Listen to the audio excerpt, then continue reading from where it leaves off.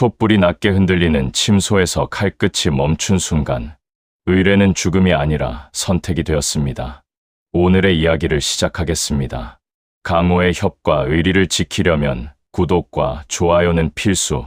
흑우문에서 실패는 소리로 알려지지 않았다. 실패는 공기의 무게로 알려졌다.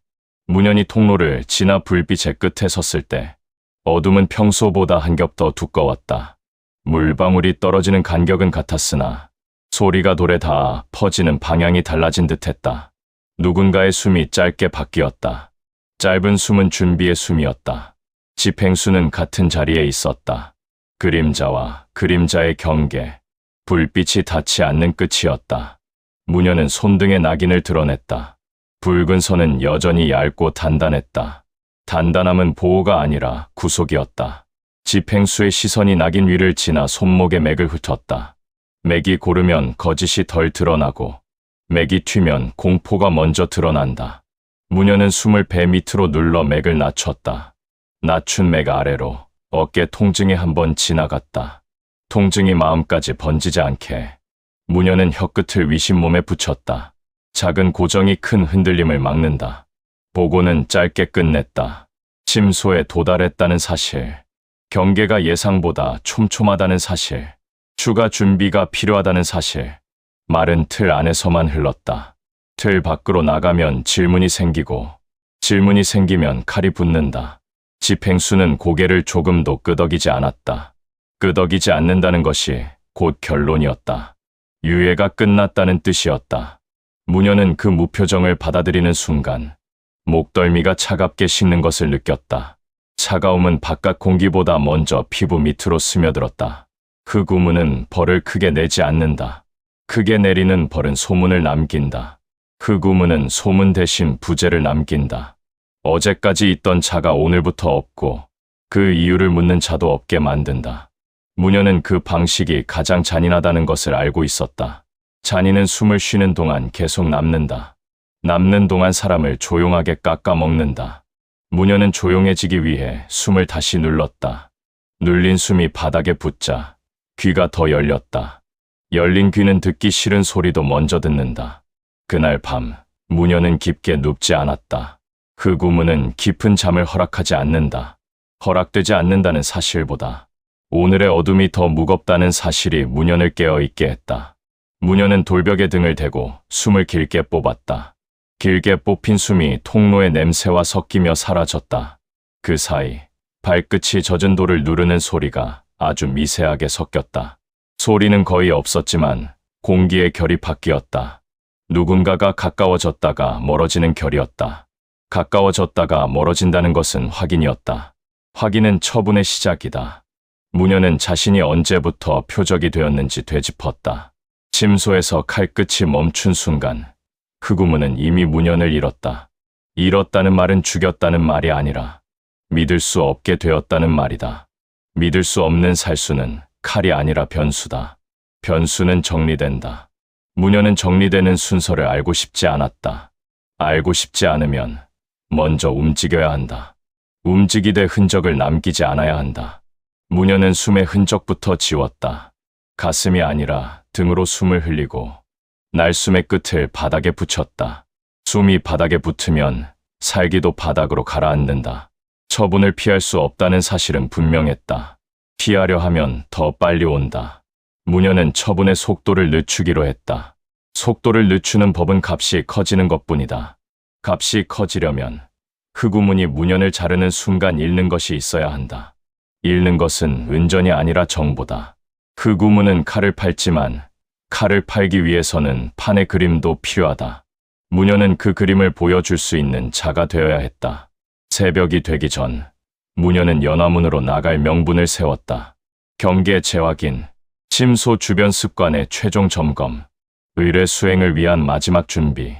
명분은 흑우문이 좋아하는 말이 아니었으나 명분이 없으면 움직임이 더 눈에 띈다. 눈에 띄는 순간 처분은 속도를 얻는다. 문현은 눈에 띄지 않기 위해 오히려 명분을 앞세웠다. 바깥으로 나가는 순간부터 등 뒤의 공기가 한 번씩 바뀌었다. 바뀜은 추적이었다. 추적은 서툴지 않았다. 너무 조용해서 오히려 확실했다. 무녀는 그 조용함에서 상대가 하인도, 차벽도, 경계병도 아니라는 것을 알았다. 같은 결의 발끝, 같은 길이의 숨, 같은 방식의 멈춤. 자신이 익힌 기술이 자신을 잡는 기술로 되돌아왔다. 무녀는 공포를 만들지 않기 위해 먼저 계산을 만들었다. 계산이 먼저 서면 숨이 흔들리지 않는다. 연어문 근처에 밤이 다시 왔다. 무녀는 담장 아래 그늘에서 불빛의 리듬을 보며 동시에 뒤쪽에 공기를 들었다. 공기는 한번 아주 얇게 무거워졌다가 가벼워졌다. 누군가가 시선을 고정했다 풀었다. 고정은 조준이고 풀림은 접근이다. 무녀는 접근을 허락하지 않았다. 허락하지 않기 위해 자신의 동선을 한번 비틀었다. 원래의 자리에서 2걸음 옮겨 바람이 더 세게 빠지는 기와 아래로 몸을 붙였다. 바람이 세면 냄새가 퍼지고 냄새가 퍼지면 위치가 흐려진다. 무녀는 보이지 않는 호위를 이어갔다. 같은 수는 읽힌다. 물기를 다시 흘려 돌을 적게 만드는 방식은 버렸다. 대신 약탕을 들이는 하인의 동선을 바꿔 침소로 흐르는 그림자의 각도를 바꾸었다. 하인이 등불을 바꾸는 순간 그림자가 길게 늘었다가 짧게 끊겼다. 끊기는 찰나에 누군가의 발끝이 멈칫했다. 무녀는 그 멈칫이 외부의 살수라는 것을 알았다. 정파 호위는 멈칫하지 않는다. 정파 호위는 소리를 내며 움직인다. 멈칫은 숨기는 자의 습관이다. 숨기는 자는 흑우문이거나 흑우문을 흉내내는 자다. 무녀는 증거가 필요했다. 흑우문이 무녀를 바로 자르지 못하게 만드는 값. 처분의 칼끝을 뒤로 미루는 값. 값은 종이에 적지 않는다. 값은 사람의 입과 발끝에서 나온다. 무녀는 일부러 작은 흔적을 흘렸다.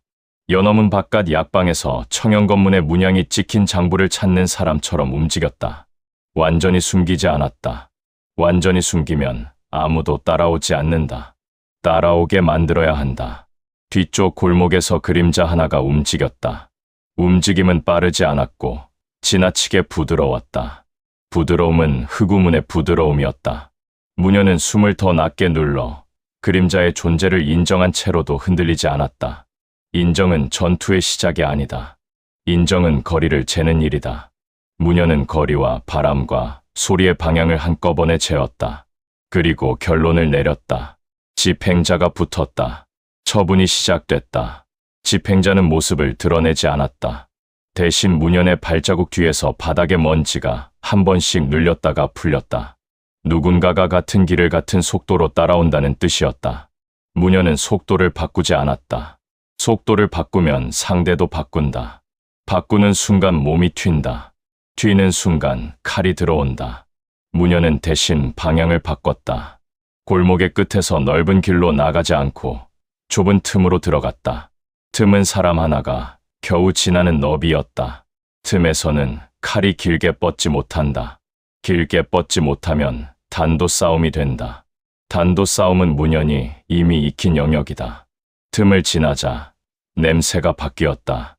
약방의 향과 기름 대신 젖은 흙과 썩은 물 냄새가 올라왔다. 배수로였다. 배수로는 소리를 키우지만 소리를 모두 같은 소리로 만든다. 물이 흐르는 소리 위에서는 발끝 소리가 묻힌다. 무녀는 물 흐르는 방향을 따라 발을 디뎠다. 물에 발이 잠기면 흔적이 남는다. 무녀는 물 가장자리 돌을 밟아 물결을 최소로 만들었다. 물결이 줄면 달빛도 덜 흔들린다. 달빛이 덜 흔들리면 그림자도 덜 튄다. 그때 뒤쪽 공기가 한번 접혔다. 접힌 공기는 곧 칼끝이다. 무녀는 고개를 돌리지 않았다. 고개를 돌리면 어깨가 열리고 어깨가 열리면 숨이 튄다. 무녀는 대신 왼손을 들어 배수로 벽을 짚었다. 손바닥이 거친 돌에 닿는 순간 몸이 자연스럽게 옆으로 밀렸다. 바로 그 자리로 얇은 칼끝이 지나갔다. 칼끝은 물 위를 스쳤고 물결이 가늘게 퍼졌다. 퍼진 물결이 달빛을 찢었다.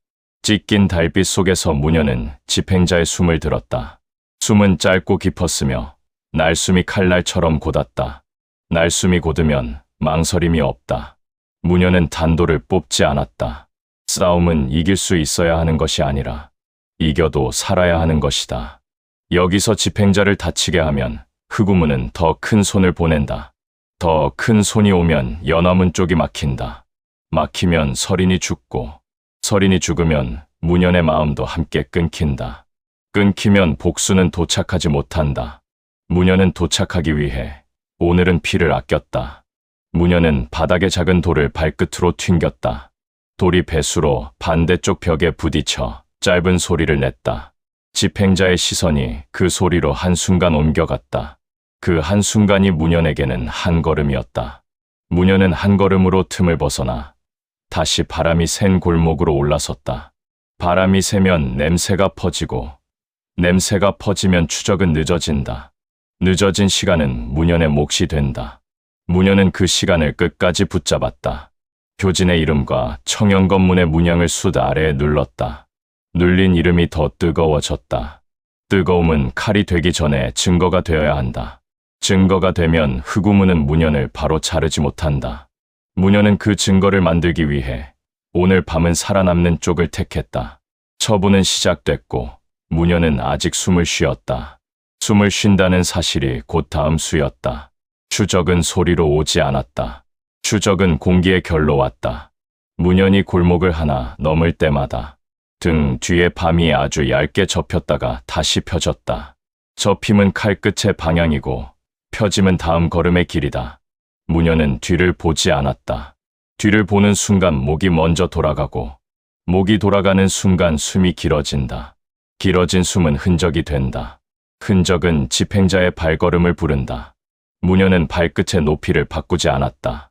속도도 바꾸지 않았다. 바꾸는 순간 상대도 바꾸고, 바뀌는 순간 공기가 튄다. 공기가 튀는 곳에 칼이 들어온다. 문연은 대신 무게를 바꿨다. 체중을 발바닥 가운데에 더 눌러 걸음이 땅을 찍지 않게 했다. 찍지 않는 걸음은 소리를 덜 남기고, 소리를 덜 남기는 만큼 마음도 덜 흔들린다. 마음이 덜 흔들리면 머릿속의 순서가 유지된다. 지금의 순서는 단순했다. 싸우지 않는다. 살아남는다. 값을 만든다. 값은 이미 손에 들어오기 시작했다. 청현건문의 문양, 약방에서 본 장부의 결, 연화문으로 이어지는 날짜와 자리의 조각. 조각은 아직 조합되지 않았으나 조각만으로도 흑우문은 잠깐 멈춘다. 멈추는 동안 문연은 숨을 쉰다. 숨을 쉬는 동안 설인의 밤도 이어진다. 문연은 설인을 떠올리지 않으려 했으나 떠올리지 않으려는 마음 자체가 떠올림을 부른다. 그는 설인 대신 담장과 불빛을 떠올렸다. 불빛의 높이, 교대의 간격, 뜰의 물결이 만드는 그림자의 길이. 사람보다 규칙을 떠올리는 편이 살수답다. 살수답게 있어야 산다. 집행자는 문연의 살수답지 않은 틈을 알고 있었다. 침소에서 칼끝이 멈춘 틈, 그 틈은 숨의 길이로 남는다. 집행자는 그 길이를 따라왔다. 발자국을 따라오는 것이 아니라 숨이 바뀌는 지점을 따라오는 추적이었다. 문연은 그 사실을 깨닫는 순간 자신이 변용을 하든 옷을 갈아입든 몸을 낮추든 결국 숨으로 들킨다는 것을 알았다. 숨이 들키지 않게 하려면 숨이 바뀌지 않는 몸이 되어야 한다. 몸이 바뀌지 않으려면 마음을 먼저 눌러야 한다. 문연은 마음을 눌렀다. 눌린 마음은 배 밑의 숯으로 가라앉았다. 숯은 뜨겁지만 흔들리지 않는다. 흔들리지 않는 만큼 숨도 고르게 흐른다. 고른 숨은 밤과 섞여 사라진다. 문연은 그 사라짐 속에서 집행자의 다음 수를 읽었다. 집행자는 지금 당장 죽이지 않는다. 지금 당장 죽이면 피가 남고 피는 판을 더럽힌다. 집행자는 조용히 지우는 법을 안다. 조용히 지우는 법은 가장 확실한 자리에서 가장 짧게 끝내는 것이다. 확실한 자리는 문연이 가장 고립되는 순간이다. 고립되는 순간은 문연이 연화문 근처로 갈 때다. 연화문 근처에는 담장도 있고 호위도 있고 향도 있다. 소리가 많아 숨어들기 좋지만 동시에 숨이 바뀌기 쉬운 곳이다. 문연은 숨이 바뀌지 않게 길을 한 번 더 비틀었다. 연화문 쪽으로 바로 가지 않고 약방 뒤편으로 향했다. 약방은 위험한 자리였으나 값이 있는 자리였다. 값이 더 쌓이면 흑우문은 계산을 바꾼다. 계산이 바뀌는 순간 집행자의 칼끝도 늦어진다. 늦어지는 틈에 무녀는 연화문으로 돌아갈 수 있다. 무녀는 그 순서를 믿기 위해 발목에 힘을 더 주었다. 힘은 크지 않았다.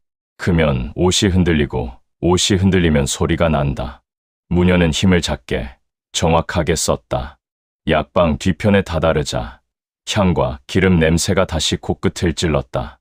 그 냄새는 정파의 체면과 사파의 거래가 한 곳에서 뒤섞인 냄새였다. 무녀는 문을 열지 않았다. 문은 소리를 남기고 소리는 목줄을 잡아당긴다. 무녀는 낮은 창살 틈으로 몸을 접었다. 어깨 통증이 한번 올라왔으나 그는 통증을 숨의 끝으로 눌렀다. 눌린 통증이 수 위로 얇게 재처럼 내려앉았다. 재가 내려앉아야 불이 숨는다. 불이 숨으면 칼끝이 흔들리지 않는다. 약방 안쪽은 어두웠다.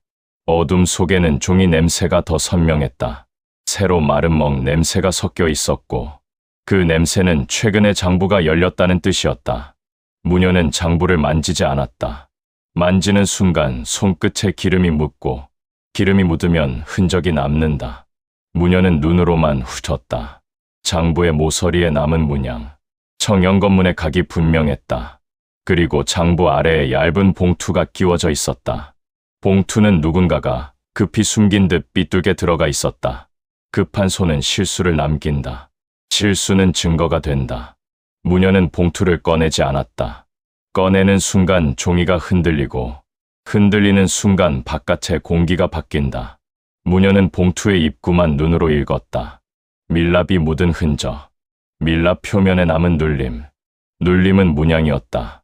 청영건문, 그리고 그 옆에 다른 눌림이 하나 더 있었다. 연화문의 문양은 아니었다. 연화문과 연결된 외부의 손이 있다는 뜻이었다. 무녀는 눌림의 결을 기억 속에 박았다.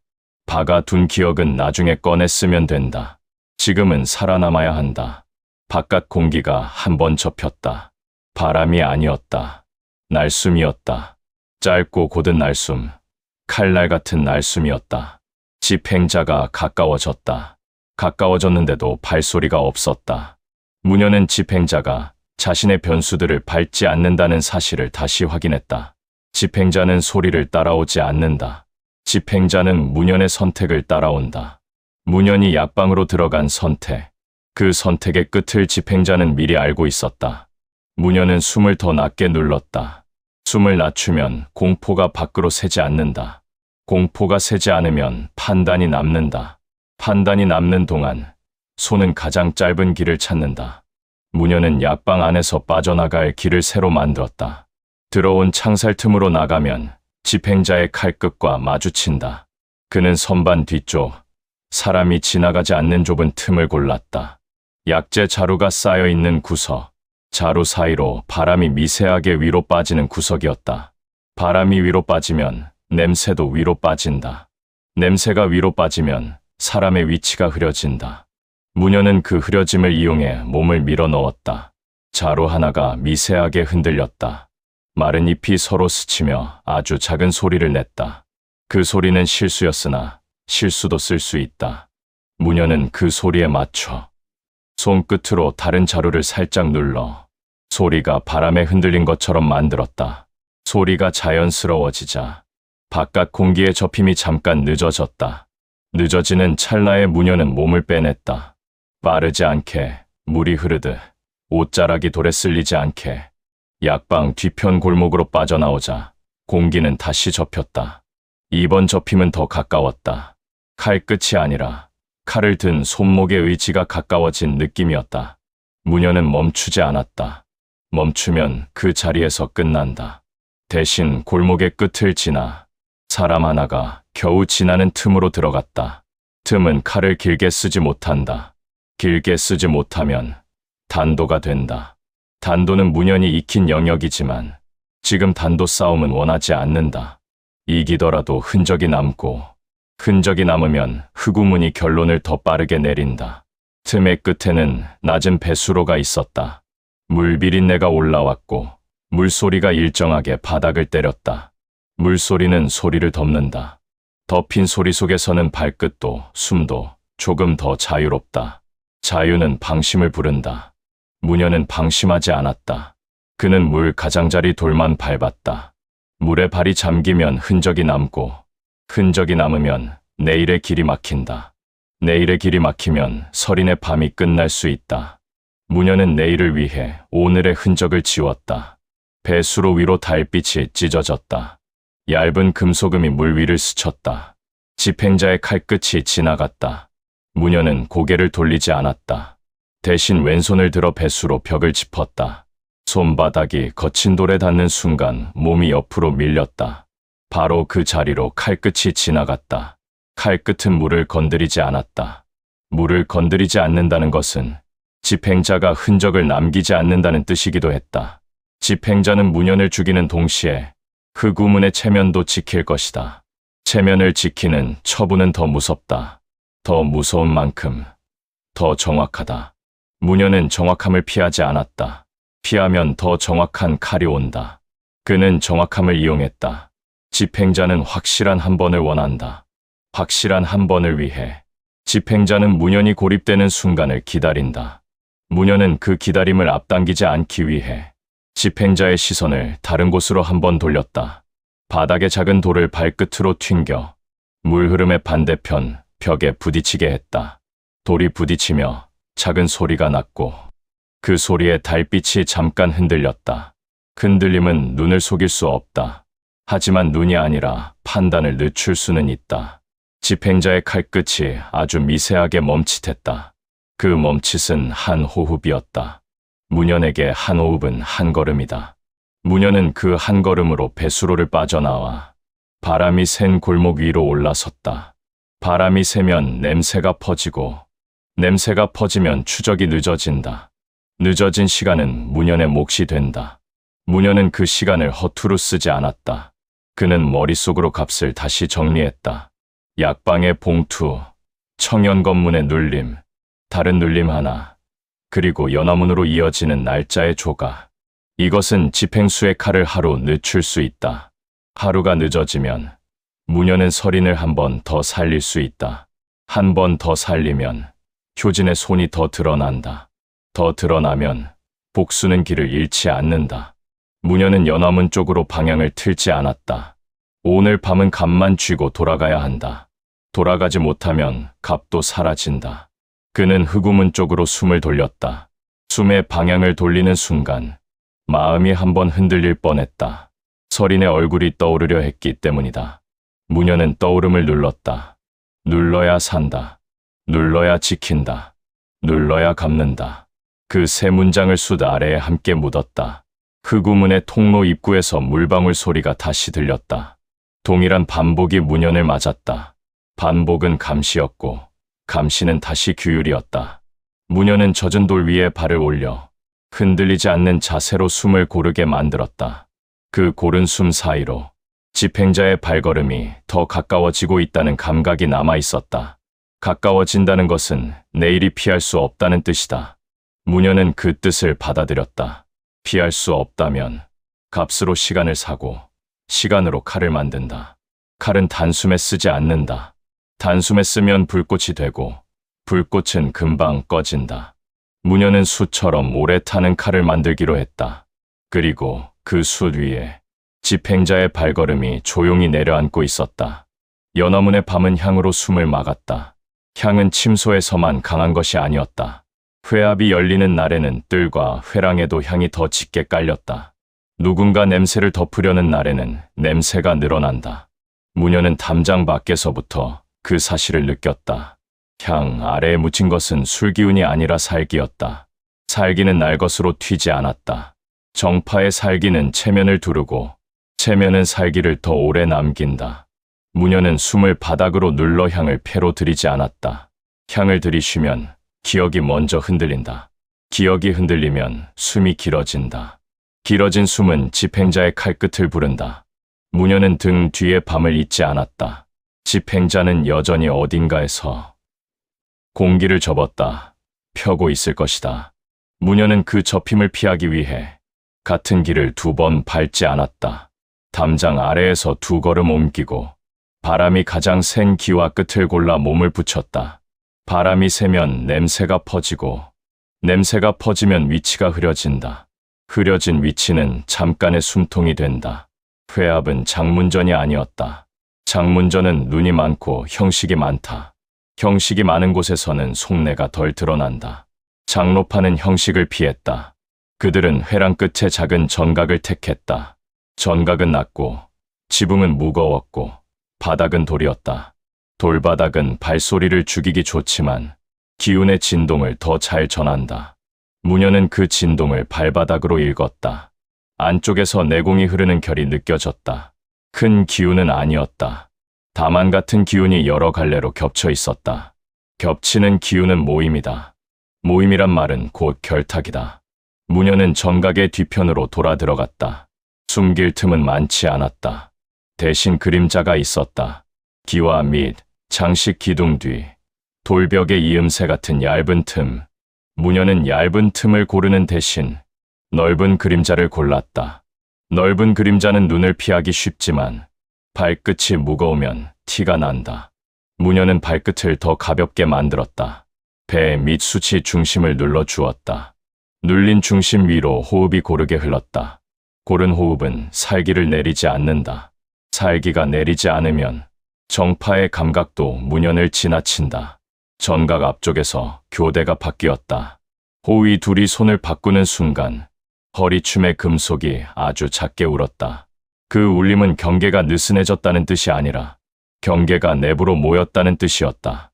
회합이 시작되면 바깥을 보는 눈은 줄고 안쪽을 보는 눈이 늘어난다. 무녀는 안쪽의 눈을 피하려 하지 않았다. 피하면 동작이 커진다. 무녀는 대신 안쪽의 눈이 보지 않는 자리로 몸을 접었다. 전각 뒤편, 창살 틈으로 새어나오는 불빛이 닿지 않는 구석이었다. 그 구석은 차가웠고 차가움은 사람의 기운을 더 얇게 만든다.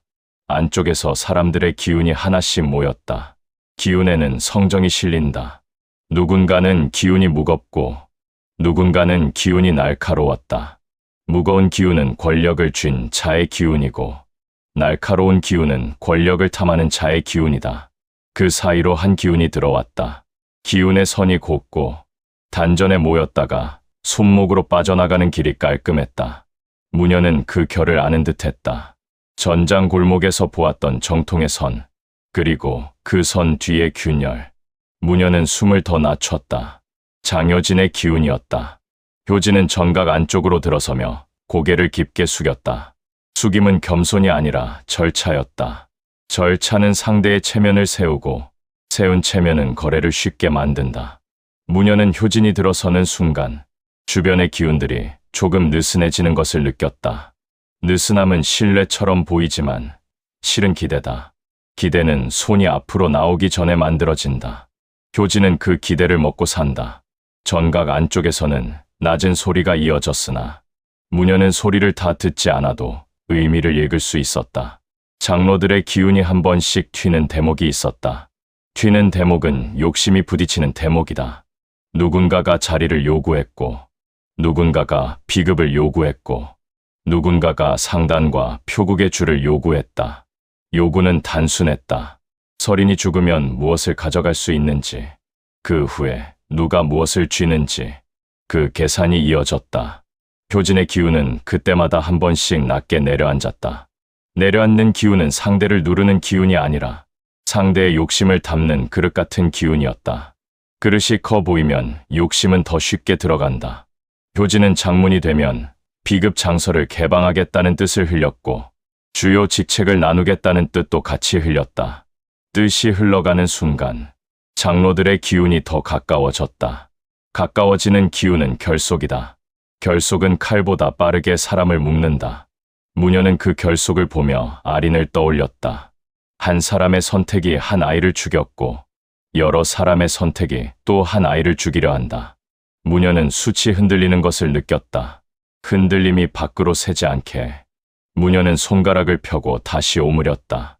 손끝의 교정은 마음의 교정이 된다. 마음이 교정되면 숨이 고르고 숨이 고르면 살 수는 산다.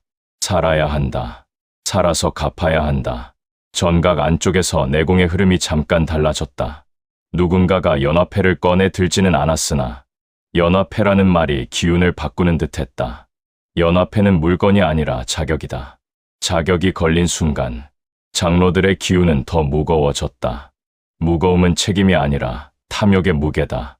서린이 살아있는 한 연합회는 장문가의 핏줄에 묶여 있다. 서린이 죽으면 묶임이 풀리고 풀리면 장로파가 손을 뻗을 수 있다. 무녀는 그 논리가 숨처럼 자연스럽게 굴러가는 것을 느꼈다. 이것이 정파의 체면, 아래 숨은 칼이다.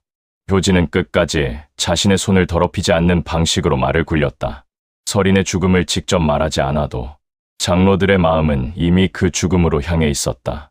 효진은 방향만 잡아주었다. 방향이 잡히면 사람들은 스스로 걷는다.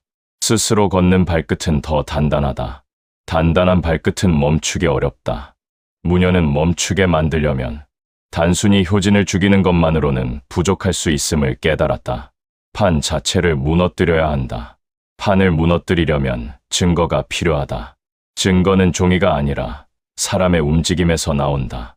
무녀는 장로들의 기운과 효진의 기운이 합쳐지는 결을 기억 속에 박았다. 회합이 끝나갈 무렵 전각 안쪽의 불빛이 한 번 더 낮아졌다. 낮아진 불빛은 흩어진다는 뜻이다. 흩어지는 순간이 가장 위험하다. 눈이 바깥으로 다시 퍼지고 호의의 발끝이 빨라진다. 무녀는 그 순간을 기다렸다가 움직이지 않았다. 먼저 움직이면 눈에 걸린다.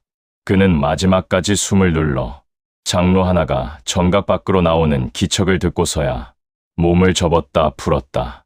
풀리는 동작은 조용했으나 조용함 속에도 긴장이 묻었다. 그때 등 뒤에 공기가 한번 접혔다. 바람이 아니었다. 날숨이었다. 짧고 곧은 날숨이 정각 뒤편을 스쳤다. 집행자의 기척이었다. 집행자는 연화문까지 따라왔다. 무녀는 숨을 더 낮췄다. 낮추는 순간 발목 위로 한기가 올라왔다. 한기는 공포가 아니라 계산이었다. 집행자는 무녀이 가장 고립되는 자리를 알고 그 자리에서 끝내려 한다. 무녀는 증거를 더 얻으려 하지 않았다. 욕심은 발끝을 무겁게 만들고 무거움은 칼끝을 부른다.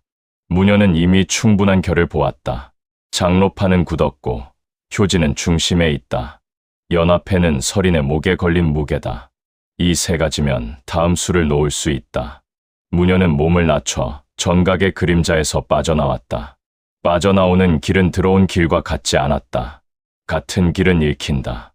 무녀는 바람이 더 센 기와 끝으로 붙어 향을 흩뜨렸다. 향이 흩뜨려지면 냄새로 추적하는 눈이 늦어진다. 정각을 등지는 순간 집행자의 공기가 다시 접혔다. 이번에는 더 가까웠다. 무녀는 달리기 시작하지 않았다. 달리면 숨이 길어진다. 길어진 숨이 칼끝을 부른다. 무녀는 대신 걷는 속도를 유지한 채 방향만 바꿨다. 방향이 바뀌는 순간 기와 아래의 그림자가 길게 늘어났다. 늘어난 그림자 속에서 무녀는 한 번 더 숨을 뽑아 자신을 밤과 섞었다. 밤과 섞인 만큼 살아남을 가능성이 늘어난다. 장로파의 회합은 끝났고 처분의 발걸음은 이어졌다.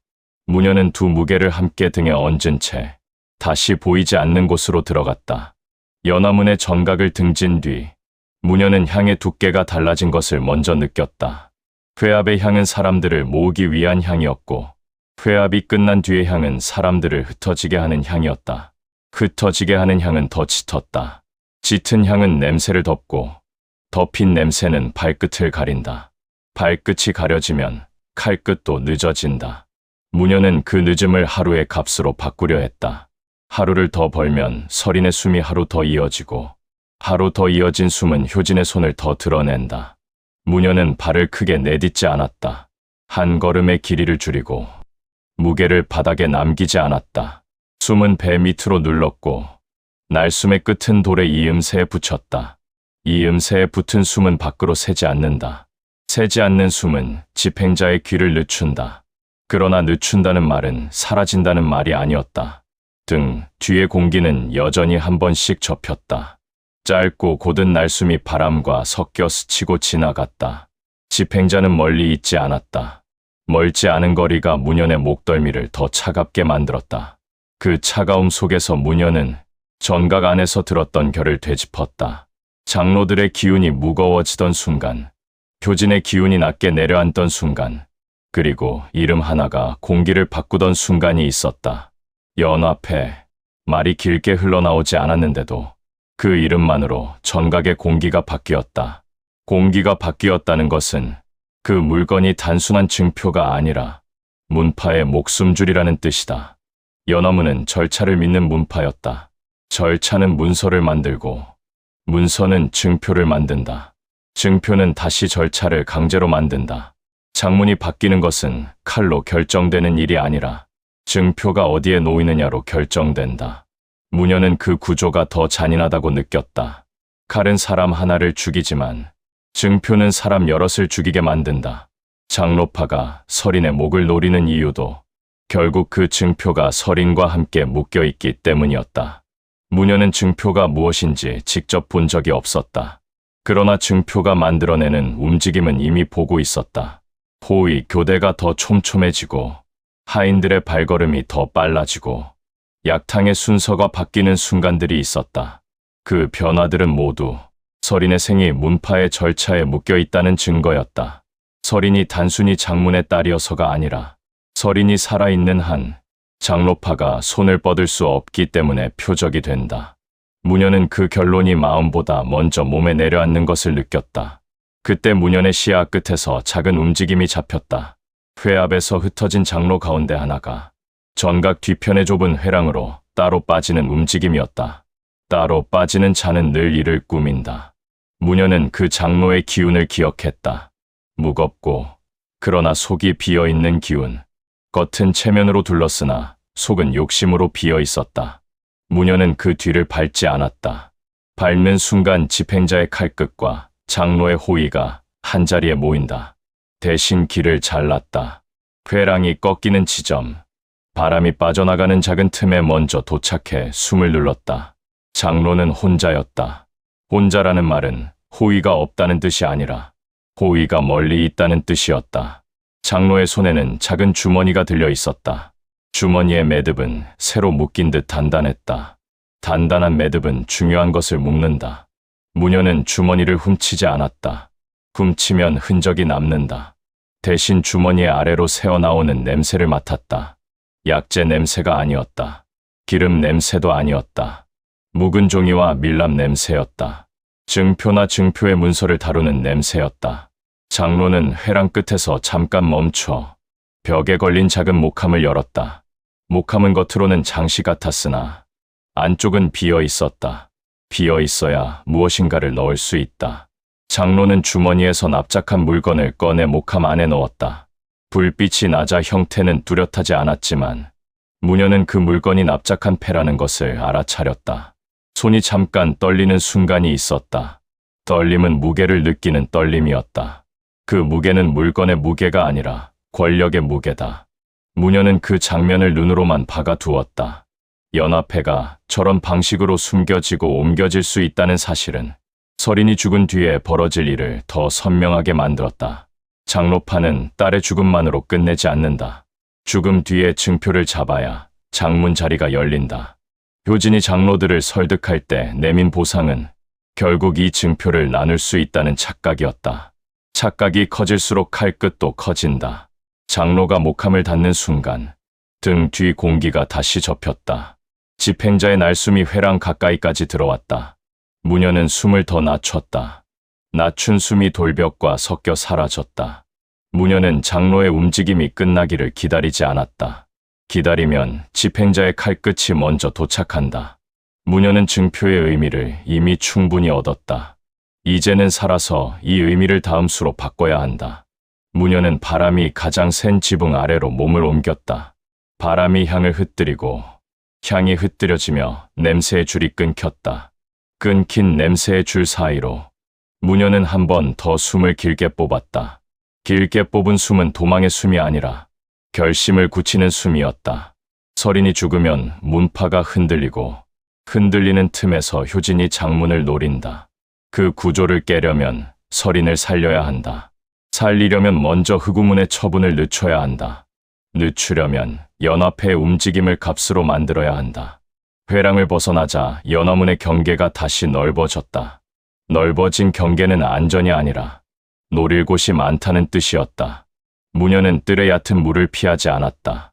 물은 흔적을 남기지만 흔적은 방향을 바꿀 수도 있다. 무녀는 물가의 돌을 일부러 한 번 더 밟아 물결을 길게 만들었다. 물결이 달빛을 찢어 그림자를 크게 흔들었다. 흔들린 그림자 속에서는 집행자의 시선도 잠깐 늦어진다. 늦어진 틈에 무녀는 담장 쪽으로 몸을 붙였다. 담장 아래의 흙은 건조했고 건조한 흙은 발끝의 압력을 그대로 기록한다. 무녀는 발끝을 찍지 않고 눌렀다. 눌러도 남는 흔적을 더 얇게 만들기 위해 체중을 한 번에 싣지 않고 둘로 나누었다. 걸음이 2개로 분리되는 순간 숨도 2개로 분리된다. 분리된 숨은 짧아지고 짧아진 숨은 흔적이 덜 남는다. 그때 뒤쪽에서 아주 작은 금소금이 스쳤다. 칼집과 칼날이 닿는 소리였다. 무녀는 고개를 돌리지 않았다. 대신 어깨를 내리고 옆구리를 비웠다. 비운 자리로 차가운 공기가 지나갔다. 칼끝이었다. 집행자는 경고를 줄 만큼 가까워졌다. 경고는 2번째 칼이 이미 준비됐다는 뜻이다. 무녀는 경고를 받아들이며 자신이 연화문 안에 오래 머물수록 설인이 아니라 자신이 먼저 쓰러질 수 있음을 깨달았다. 무녀는 정각 쪽 불빛이 낮아지는 방향으로 가지 않았다. 불빛은 사람을 모은다. 모인 사람은 눈을 만든다. 눈이 많아지면 집행자의 칼끝도 더 과감해진다. 무녀는 반대로 가장 어두운 담장 아래로 몸을 밀었다. 어두운 곳에서는 냄새가 먼저 움직인다. 향이 바람에 흩어질 때 그 향 아래에서 밀랍 냄새가 잠깐 비쳤다. 방금 본 목함의 냄새와 같은 결이었다. 무녀는 그 냄새가 사라지기 전에 마음속에 다시 박았다. 냄새는 기억보다 오래 남는다. 기억이 흔들릴 때 냄새가 길이 된다. 담장 밖으로 빠져나오는 순간 무녀는 설인의 침소 쪽을 한 번 더 읽었다. 창살 사이로 비치는 불빛의 높이가 달랐다. 낮아졌다가 다시 올라오는 흔들림. 누군가 잠에서 깼다가 다시 눕는 흔들림이었다. 무녀는 그 흔들림이 살아있다는 신호임을 확인하고 확인만으로 만족했다. 가까이 가면 감정이 흔들리고 흔들리면 숨이 길어진다. 길어진 숨은 집행자의 칼끝을 부른다. 무녀는 끝을 내지 않기 위해 보이지 않는 곳에서만 지키기로 했다. 그 구문으로 돌아오는 길은 멀지 않았으나 멀게 느껴졌다. 바람이 세게 부는 능선에서는 냄새가 끊기고 냄새가 끊기는 만큼 자신이 남긴 흔적도 끊긴다. 무녀는 그 끊김에 기대지 않았다. 끊김은 우연이고 우연은 언제든 배반한다. 무녀는 끊김 대신 규율을 믿었다. 숨을 고르고 발끝을 낮추고 방향을 바꾸지 않는다. 방향을 바꾸지 않으면 마음이 덜 흔들리고 마음이 덜 흔들리면 숨이 덜 길어진다. 통로 입구에 젖은 돌에 발을 올리는 순간 물방울 소리가 다시 같은 간격으로 귀에 박혔다. 그 소리 속에서 무녀는 자신이 가져온 값을 정리했다. 장로가 패를 목함에 넣는 장면, 패를 다루는 손의 떨림, 밀랍 냄새, 그리고 그 냄새가 흩어지는 방향. 이 값은 흑우문에게는 거래의 값이 되고 무녀에게는 생존의 값이 된다. 그러나 값을 온전히 내밀면 복수의 칼끝이 흑우문의 손으로 넘어간다. 무녀는 값을 둘로 나누기로 했다. 겉으로는 장로파가 증표를 옮긴다는 정보만, 속으로는 효진이 그 증표의 길을 열어준다는 결까지. 무녀는 불빛의 끝 앞에 서기 전 손등에 붉은 선을 다시 쓸어내렸다. 선은 따뜻하지 않았다. 차갑게 남아 있었다. 차가운 선 위에 밀랍 냄새가 얹혔다. 무녀는 그 냄새를 숨으로 눌러 배 밑 수치로 보내며 스스로에게 한 번 더 확인했다. 증표의 의미는 단순하다. 목숨 하나가 문파의 목숨줄이 되고 그 목숨줄을 끊는 자가 장문이 된다. 무녀는 그 단순함이 가장 더럽다고 느꼈다. 더럽기에 더 확실했다. 확실한 것만이 칼끝을 흔들지 않는다. 무녀는 숨을 길게 뽑아 다음 말을 준비했다. 짧게, 틀 안에서, 틈 없이. 처분을 늦출 값은 준비됐다. 남은 것은 그 값을 내미는 손이 흔들리지 않는 것이다. 연어문을 한 번 더 밟은 밤부터 무녀는 사냥감이 둘이 아니라 셋임을 알았다. 효진은 서린의 목을 노리고 흑우무는 문현의 목을 노리고 문현은 효진의 목을 노린다. 서로의 칼끝이 같은 곳을 향하지 않기에 밤은 더 길어졌다. 길어진 밤은 사람을 지치게 만들지만 살수에게 지침은 곧 흔적이다. 문현은 지치지 않기 위해 숨을 더 낮게 눌렀다. 숨을 낮추면 마음도 낮아진다. 마음이 낮아지면 욕심이 먼저 죽는다. 욕심이 죽어야 살아남는다. 문현은 처분이 늦춰질 수 있다는 감각을 아직 믿지 않았다. 값은 만들었으나 값은 언제든 빼앗길 수 있다. 집행자는 발걸음으로 말하지 않았다. 집행자는 기다림으로 말한다. 기다림은 문현이 틈을 보이는 순간을 노린다. 틈은 연화문 안에서 생기기 쉽고 틈은 서린을 볼 때 가장 커진다. 문현은 그 사실을 알기에 서린의 창사를 향해 시선을 오래 두지 않았다. 대신 담장 너머의 바람과 불빛을 보았다. 불빛이 옮겨다니는 높이가 달라지면 누군가가 움직이고 있다는 뜻이다. 움직임은 곧 사냥의 시작이다. 그날 연화문의 뜰은 평소보다 조용했다. 조용함은 안전이 아니라 준비였다. 약탕을 들이는 하인의 발걸음이 한 번 늦었고 호위의 교대가 한 번 빨랐다. 빨라진 교대는 불안을 뜻한다. 불안은 소리를 만들고 소리는 칼끝을 부른다. 문현은 불안을 이용해 수를 놓지 않았다. 불안이 커지면 자신도 흔들린다. 문현은 대신 불안의 원인을 찾았다. 바람이 아닌 기운의 결이 회랑 끝에서 한 번 지나갔다.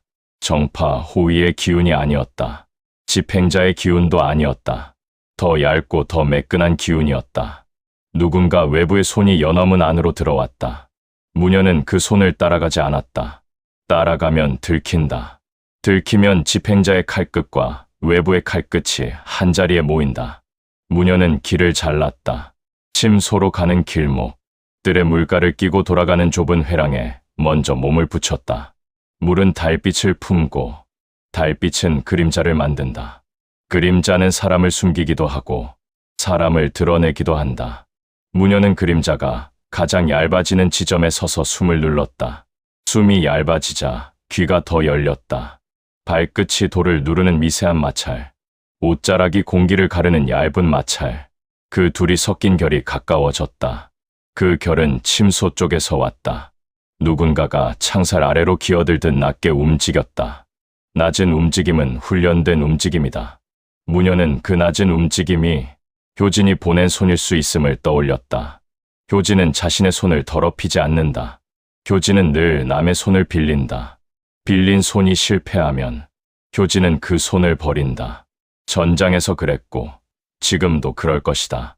문현은 그 반복을 끊기 위해 빌린 손이 칼을 들기 전에 방향을 꺾기로 했다. 문현은 단도를 뽑지 않았다. 칼날은 빛을 부른다. 빛이 흔들리면 호위가 움직인다. 문현은 손끝으로 회랑 바닥에 작은 돌을 굴렸다. 돌이 물가의 돌벽을 치며 아주 작은 소리를 냈다. 소리는 물결에 섞여 퍼졌고 퍼진 소리는 호위의 귀를 한쪽으로 끌었다. 끌린 귀 사이로 낮은 움직임이 잠깐 멈칫했다. 멈칫은 경계가 아니라 계산이다. 계산이 시작되는 순간 살수의 칼끝은 아직 늦다. 문현은 그 늦음 위에 자신의 수를 올렸다. 문현은 회랑의 그림자에서 한 걸음만 옮겼다. 한 걸음은 짧았고 짧은 만큼 조용했다. 그 한 걸음의 끝에서 문현의 손끝이 상대의 손목에 닿았다. 손목 위에 힘줄이 미세하게 튀었다. 튀는 결은 내공이 아니라 근육이다. 근육만으로도 사람을 죽일 수 있는 자가 있다. 그런 자는 살수다. 문현은 그 손목을 강하게 잡지 않았다. 강하게 잡으면 몸이 비틀리고 비틀리면 소리가 난다. 문현은 대신 혈 하나를 눌렀다. 숨이 목으로 올라오는 길 옆, 기가 없더라도 사람의 힘이 빠지는 자리였다. 눌린 순간 상대의 숨이 얕아졌고 얕아진 숨이 곧 바닥으로 떨어졌다. 상대는 쓰러지지 않았다. 문현이 어깨를 받아 물가의 그늘로 천천히 눕혔다. 천천히 눕히는 동안에도 문현의 등 뒤는 비어 있었다. 비어있는 등 뒤로 칼끝이 올 수 있다. 문현은 시간을 아주 짧게 썼다. 상대의 품에서 작은 밀랍 조각이 떨어졌다. 밀랍에는 청형검문의 눌림이 남아 있었다. 무녀는 손끝으로 그 눌림을 쓸어 눈으로만 확인했다. 확인만으로 충분했다. 효진의 손이 연화문 안으로 들어왔다. 장로파 회합에서 느낀 결이 이제는 손의 형태로 나타났다. 무녀는 그 결을 값으로 바꿀 수 있다. 값이 되면 처분은 늦어진다. 늦어진 시간은 설인의 목숨이 된다. 무녀는 상대의 손목에서 힘이 빠지는 것을 확인하고 회랑 끝으로 몸을 옮겼다. 옮기는 순간 바람이 한번 바뀌었다. 바람이 아니라 날숨이었다. 집행자의 날숨이었다. 집행자는 연화문 밖에서만 기다리지 않았다. 집행자는 문연이 움직이는 곳까지 들어온다. 들어온다는 것은 결론이 가까워진다는 뜻이다. 문연은 담장 쪽으로 방향을 틀었다. 침소로 이어지는 길을 끊고 뜰의 바깥으로 사냥의 줄을 옮긴다. 줄이 옮겨지면 서리는 잠시 산다. 잠시 사는 동안 효진은 조급해지고 조급한 효진은 실수를 한다. 실수는 증거가 된다. 문연은 증거를 원했다. 증거가 있어야 흑우문이 문연을 자르지 못한다. 담장 아래로 붙는 순간 집행자의 공기가 다시 접혔다. 접힘은 칼끝이었다. 문연은 몸을 낮추고 옆구리를 비웠다. 비운 자리로 차가운 공기가 한 줄 지나갔다. 칼끝이 기와 그림자를 잘라낸 듯한 감각이 스쳤다. 문연은 고개를 돌리지 않았다. 대신 오른손을 담장 아래 흙에 대고 체중을 미세하게 옮겼다. 흙이 눌리며 아주 작은 소리가 났으나 바로 옆에서 바람이 기와를 두드려 그 소리를 덮었다. 문연은 덮인 소리 속으로 한 걸음 더 숨었다. 집행자는 조용히 따라붙었다. 따라붙는 방식이 느렸다. 느림은 확신이다. 확신은 급하지 않다. 문연은 확신이 가장 무섭다는 것을 알았다. 급한 칼은 피할 수 있지만 확신의 칼은 피할 틈을 주지 않는다. 문연은 틈을 만들기 위해 자신이 만든 흔적을 일부러 남기기로 했다. 흔적은 방향을 속인다. 속인 방향은 칼끝을 늦춘다. 문연은 뜰의 얕은 물가로 몸을 옮겼다. 물은 흔적을 남기지만 흔적이 너무 많아지면 흔적의 방향이 흐려진다. 문연은 물가의 돌을 일부러 한번 미끄러뜨려 물결을 크게 만들었다. 물결이 달빛을 찢어 그림자가 요동쳤다. 요동치는 그림자 속에서 집행자의 시선도 잠깐 흔들린다. 흔들리는 순간 문연은 물을 밟지 않고 돌만 밟아 자신의 흔적은 남기지 않았다. 남기는 것은 소리뿐이었다. 소리는 바람과 물로 덮을 수 있다. 집행자의 칼끝이 다시 스쳤다. 이번에는 더 가까웠다. 문연의 옷자락 끝이 얇게 갈라졌고 갈라진 틈으로 차가운 공기가 파고들었다. 문연은 그 차가움이 단순한 경고가 아님을 느꼈다. 집행자는 손을 올리기 시작했다. 손이 올라가면 다음에는 단칼이다. 단칼이 오기 전에 거리를 벌려야 한다. 거리를 벌리려면 상대가 믿는 길을 깨야 한다. 문연은 회랑 기둥 뒤로 숨었다가 다시 반대편으로 빠졌다. 기둥은 시선을 막지만 기둥은 발끝을 무겁게 만든다. 문연은 무겁지 않게 기둥의 그림자만 타고 이동했다. 기둥을 돌아 나가는 순간 숨을 짧게 끊고 다시 길게 뽑았다. 길게 뽑은 숨이 바닥에 붙자 마음이 다시 고정됐다. 고정된 마음은 설인의 얼굴을 보지 않는다. 고정된 마음은 효진의 이름만 누른다. 그때 어딘가에서 작은 기척이 튀었다. 설인의 침소 쪽이었다. 호위가 발끝을 바꾸는 소리, 하인이 멈칫하는 소리, 그리고 안쪽에서 얇은 내공의 맥박이 한번 흔들리는 결. 문연은 그 흔들림을 느끼자 사냥이 셋이 아니라 넷이 될 수도 있음을 깨달았다. 효진이 보낸 손, 흑우문이 보낸 집행자, 연화문, 호위, 그리고 침소 안쪽의 경계. 서로 다른 사냥이 한자리에 모이면 가장 먼저 죽는 것은 가장 약한 숨이다. 문연은 약한 숨이 설인의 숨임을 알았다. 문연은 더 머물지 않았다. 오늘은 싸워서 이기는 밤이 아니다. 오늘은 죽지 않는 밤이다. 죽지 않으면 값을 내밀 수 있고 값을 내밀면 처분을 늦출 수 있다. 늦춘 시간에 설인을 더 깊게 숨길 수 있다. 문연은 그 순서를 다시 붙잡고 담장 밖으로 몸을 부드럽게 넘겼다. 바른 소리를 삼켰다. 바깥의 밤 공기가 폐로 들어오자 향이 끊기고 대신 먼지 냄새가 들어왔다. 먼지 냄새는 길을 지운다. 무녀는 달리지 않았다. 달리면 숨이 길어진다. 그는 걷는 속도로만 방향을 바꿨다. 방향을 바꾸는 동안 집행자의 공기가 한 번 더 접혔다가 멀어졌다. 멀어졌다는 것은 끝이 아니라 다음을 뜻한다. 집행자는 무녀히 도망치는 방향을 확인했고, 확인이 끝나면 다음에는 더 확실한 자리에서 기다릴 것이다. 무녀는 기다림을 알고 있었다. 기다림의 끝에는 피가 있다. 그 피가 누구의 피가 될지 아직은 모른다. 무녀는 품속에서 밀랍 조각의 감각을 다시 확인했다. 손끝에 닿는 차가운 눌림이 오늘 밤의 값을 증명했다. 이 값은 흑우문에게 내밀 수 있다. 내미는 순간 하루를 산다. 하루를 살면 다음 수를 놓는다. 다음 수는 효진의 손을 꺾는 수다. 무녀는 그 수를 놓기 위해 밤의 끝을 향해 조용히 걸었다. 서로 다른 사냥은 아직 끝나지 않았다. 끝나지 않은 만큼 무녀는 아직 살아 있었다. 보이지 않는 곳에서 이어진 숨 하나가 이미 누군가의 판을 흔들기 시작했습니다. 오늘의 이야기는 여기까지입니다. 들어주셔서 감사합니다. 강호의 길은 끝나지 않습니다. 다음 이야기에서 다시 만나려면 구독과 좋아요, 알림 설정까지 부탁드립니다. 여러분의 참여가 곧 이 무협 세계를 더욱 빛나게 합니다. 구독으로 다음화 천면살검 제4부 바꿔치기의 진실을 먼저 만나보세요. 감사합니다.